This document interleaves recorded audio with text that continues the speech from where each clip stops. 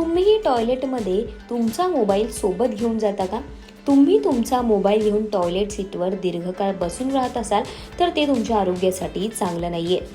तुमच्या गुदद्वाराच्या नसांवर त्यावेळी दबाव पडतो. अशा स्थितीमध्ये आपण तिकडे दुर्लक्ष केलं आणि तसाच मोबाईल घेऊन बसलो तर हा दबाव आणखी वाढतो. यातून तुम्हाला बद्धकोष्ठतेसारखा आजार होण्याची शक्यता असते. काही लोक तर टॉयलेट सीटवर एवढा वेळ बसून राहतात की त्यांना ती आरामदायी जागा वाटते. मात्र यामुळे तुमच्या पोटाच्या नैसर्गिक हालचाली प्रभावित होतात. त्यामुळे जर तुम्हालाही अशीच सवय असेल तर तुम्ही वेळीच सावध व्हा.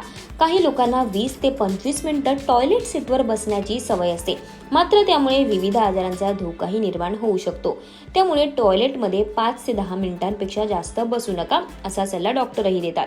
जर तुम्हाला बद्धकोष्ठतेचा त्रास असेल तर तुम्ही तुमच्या डॉक्टरांच्या सल्ल्यानुसार आहारात बदल करा.